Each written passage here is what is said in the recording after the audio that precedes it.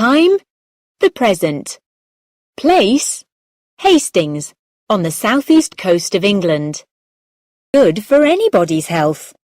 He needs a bit of meat, if you ask me. It would do him good.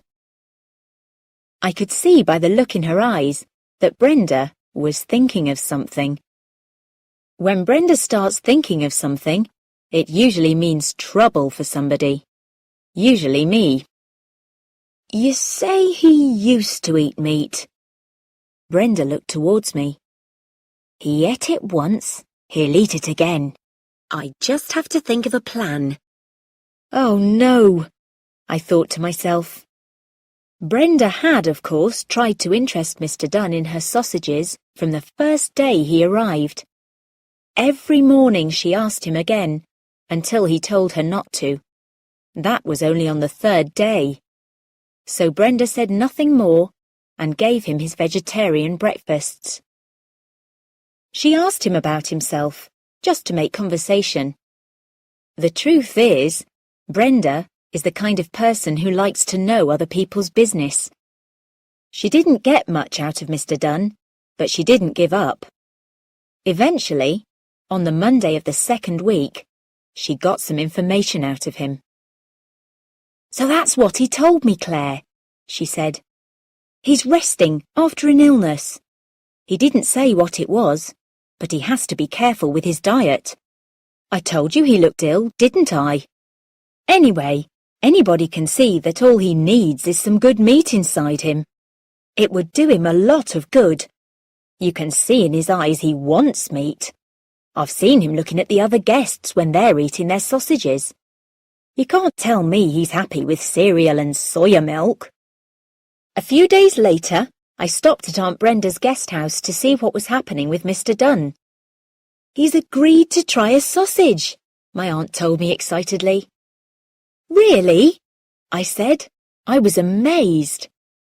Well, he said he might try a vegetarian sausage, she said. So is Uncle Ralph going to make some? I asked her.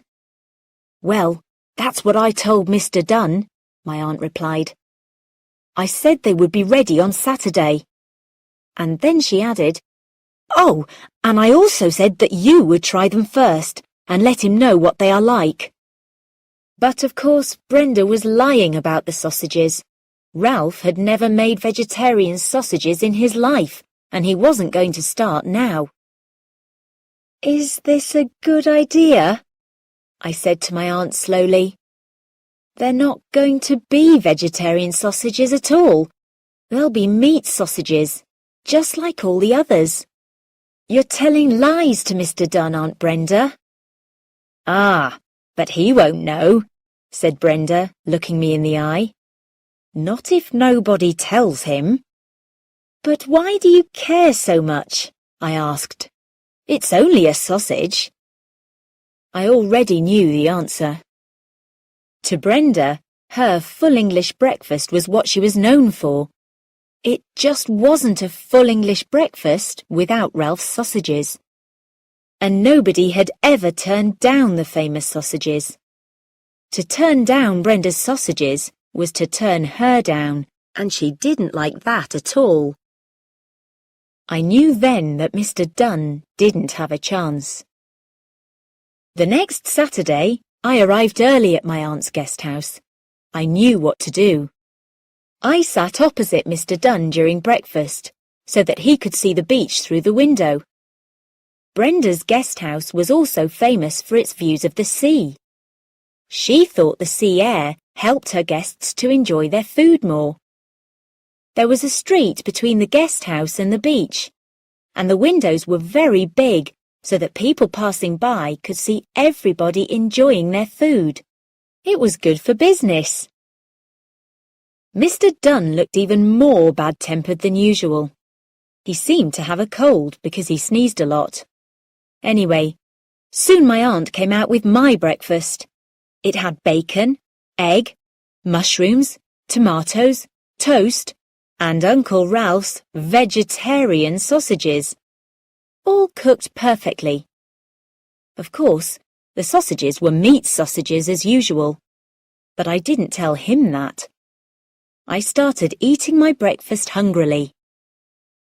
They really are so delicious, I said, chewing one of my sausages with a smile. Mr. Dunn looked up. Was he showing some interest at last? Amazing, I said. So tasty.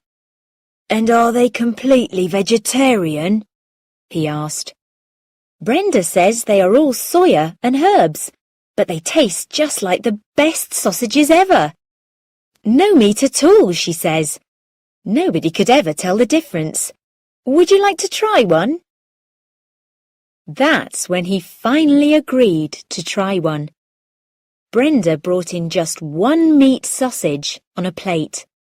It was beautifully cooked, all golden brown, and it smelled wonderful to me. I'm not sure Mr. Dunn could smell it properly with his cold, but he certainly looked at it with hungry eyes. We watched as Mr. Dunn cut a small piece and put it on his fork. He put it to his nose and tried to smell it. He closed his eyes and put it into his mouth. He chewed it for a few seconds and smiled. Brenda smiled at me. It had worked.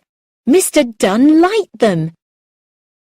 Suddenly, Mr. Dunn made a horrible sound, like an animal. He stood up and held his throat tightly. We watched as he seemed to grow in front of us.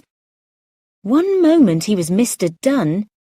The next moment he was bigger, greyer, and hairier. His ears grew, and his face got longer. He cried out, just like a wolf, and jumped up from his chair. Then he jumped across the table and straight through the window. There was a huge crash as broken glass was sent flying all over the street. He landed outside and looked around like a frightened animal. He went down onto his hands, if they were still hands, and ran straight into the road and the busy morning traffic. We couldn't see him. We heard a crash, and I heard some people scream. A bus stopped suddenly. When we went outside, we expected to see Mr. Dunn lying in front of the bus. We saw the driver standing in the road. "Where did that thing come from?" he asked. "I mean, just look at the size of it." "He is a man staying at my aunt's guest house," I told the driver without looking. "He came out of there. His name is—" "Man? What are you talking about?" said the driver. "Just take a look at it." Aunt Brenda and I looked. There, lying dead on the ground, was the body of a huge grey dog. Its mouth was open, and it had long yellow teeth. Its feet, or rather paws, were huge, with thick, sharp claws. It was bigger than any dog I'd ever seen in my life. "That's a wolf!" somebody shouted.